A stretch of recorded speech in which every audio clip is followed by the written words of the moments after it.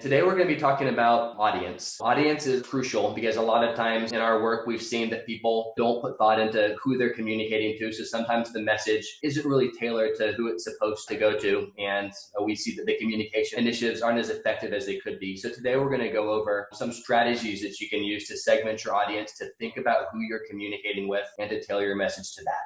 Not having a plan for strategic communication, thinking about your audience, allows our communication efforts to be subject to bias. In the false consensus effect, we overestimate how much other people agree with our own beliefs and thoughts. So a lot of times what happens is we think that everyone cares about the same things that we care about.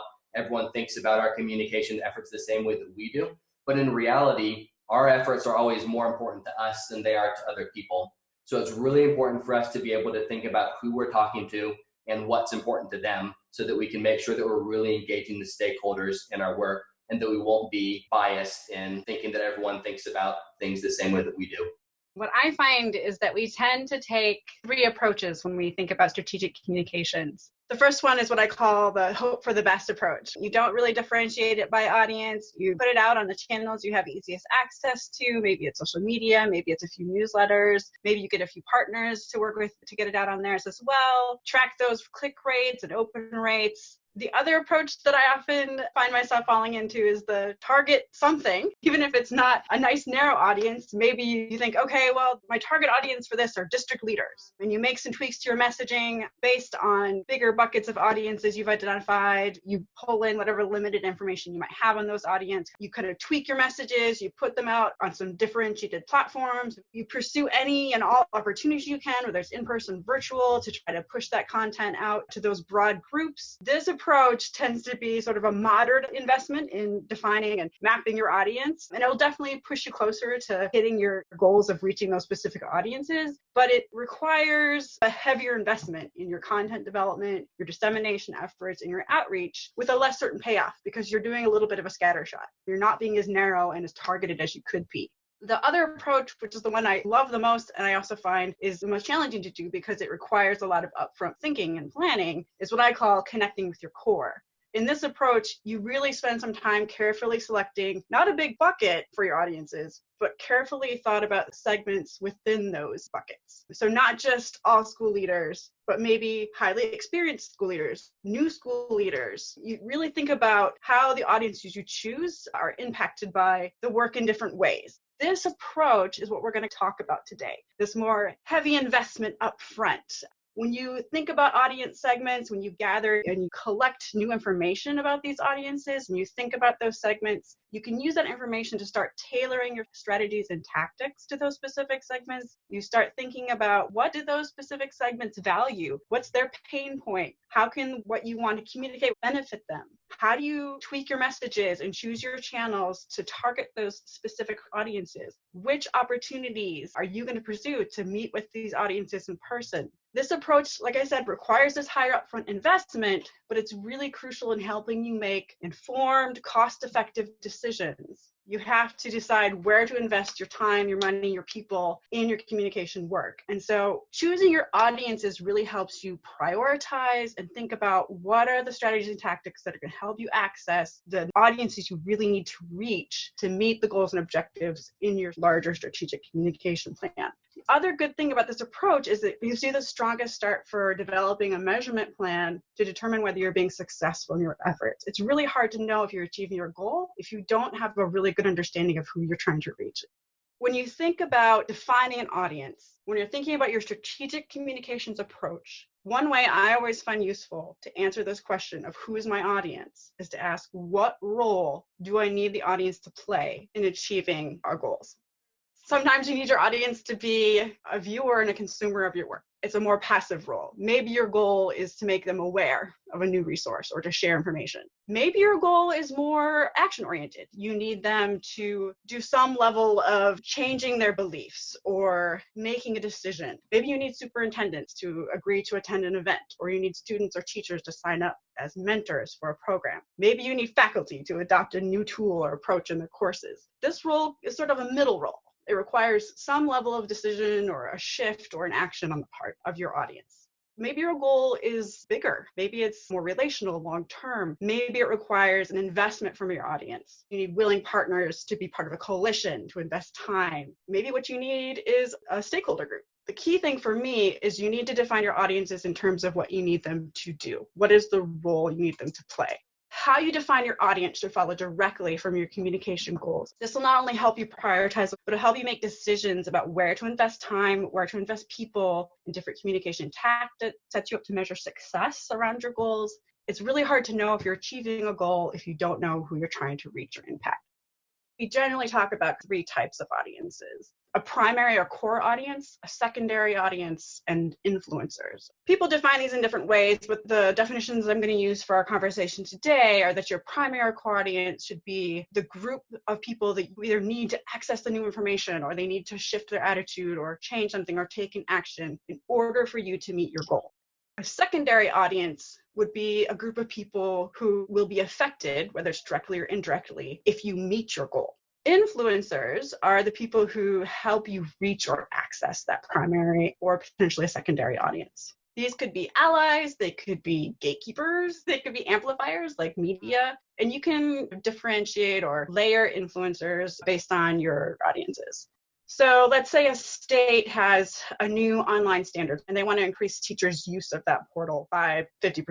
So in this example, their primary or core audience would be K through 12 teachers. Secondary audiences would be people impacted by teachers using this portal more frequently. So hopefully your students, potentially their caregivers, would see some impact. Maybe they would see a shift or a change in the way instruction is being provided. Maybe they would see a change in curriculum, and they might need some information about why those changes are happening. You might have some internal communication that needs to happen as a result of changes in teachers' access. IHEs might need to incorporate this new standards portal into curriculum. And influencers, obviously for teachers, like there's a whole range of professional associations, unions, superintendents. Those are all organizations or groups that can help you access that core audience. So once you've thought about who your audience is, what are the things you need to know and understand about those audiences in order to effectively reach or engage them? There's a lot of different information you can try to find out, but here's a few ideas. What's the why? Why should this audience care about the work or the issue or the resource you want to talk to them about? How will it potentially impact them? Will it benefit them? Are there barriers they might experience to using it? Are there improvements they might see? Think about how what you're offering them might solve a pain point for them. Segments. If you think about your primary and secondary audiences, what are the segments within those that you should identify? So are there different groups within that audience who might be impacted by the work differently or might have different understandings of the work? Segments can be anything. It could be a demographic, it could be a generation, an age group, it could be levels of experience in the field, it could be roles. For our standard portal example, it could be levels of comfort with technology, types of platforms you use to access information. You can segment audiences pretty much any way you want. It's about identifying the segments that are most meaningful for your goals and for the particular topic you're working on. The next thing you want to think about is, who does your audience trust? For example, we know that K through 12 teachers trust other teachers. If you want to get information out to teachers, distributing information through other teachers is one of the more effective ways. Once you've thought about some of that information, you can start thinking about what are the types of channels and what is the type of content that might resonate with these different audiences. Is telling a teacher a story more effective than giving them a research brief? Is digital media perhaps a more effective approach for the particular issue that you're trying to communicate around? Do you need to prioritize in-person outreach and opportunities? Maybe you capitalize on existing opportunities to be in the room with this particular audience. Do testimonials work well? Start thinking about how different audiences trust different sources of information from different types of channels and different forms. And then what myths and misconceptions are out there in your different audiences? Especially if you're rolling out a new initiative or controversial policy, there can be a lot of rumors. What are some of those things that you need to get ahead of and think about when you're writing your key messages or developing targeted content for your segmented audiences? There's a couple of different ways you can corral all this information about your audience. Here's one way that some people find more accessible. You take each audience that you've identified and you fill in the blanks.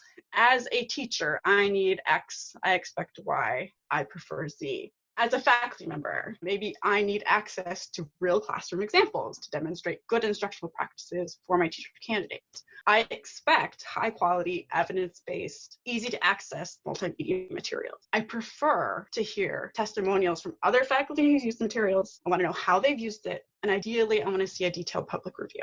What's the information your audience needs? What do they value? How does your audience get information? How do they prefer to consume it? The other thing I just want to make sure we touch on, which I think is probably the trickiest part of identifying your audience, is where do you get the information? How do you answer these questions?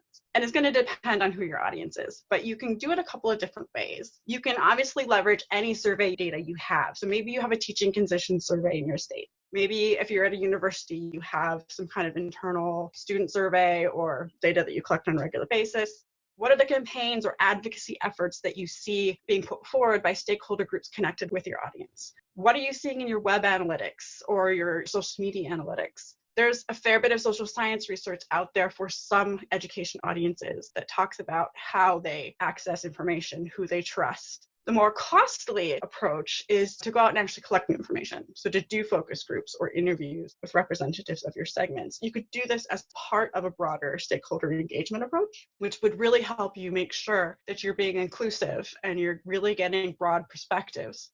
The idea behind an audience mapping exercise is that you leverage the information you already have internally by experts on your staff or in your organization. And so what you would do is try to involve people in your organization who have firsthand insights about your target audiences. Maybe you have one or two people do an initial fill out of the audience map, and then maybe you have some other people review and vet it. But it's basically a way of drawing in all the information that you might have internally already about these audiences. It is all impressionistic, but the idea is you can pretty much put anything you want in these columns. I wanted to just share a couple resources from the Leading by Convening book. I'm not sure if people are familiar with it, but it came out of work of the IDA partnership. But this first resource is 4 simple questions. So it's getting you to ask that question about who cares about the issue and why, and what work they're doing that might align with the work that we're already doing, and what work we can do together. This comes out of a book. It's all free and available for you online, so you can access those too. The next one really goes through those levels of engagement that we were talking about earlier. So thinking about who are your central people, and then also the other layers of the system, and then how you can maximize those other layers of the system as well in order to share and disseminate further. So how can you use some of your different levels of your system to think that way and have people think about where they might be themselves in that level of the system. Grounding assumptions can be a really helpful way for us to expand around looking at our biases, looking at the assumptions we hold around something, and really unpacking what biases might be available and out there from others so that we can get ahead of some of those misconceptions. And then the last slide is a link to online learning modules that NCSI developed around each of the components of Leading by Convening. So if you're interested in stakeholder engagement and authentic engagement, these would definitely be a great resource for you. They're all interactive online modules, so you can take a look at them. And there's a user guide as well that can help you think about how you might facilitate this with others if you're in that kind of role.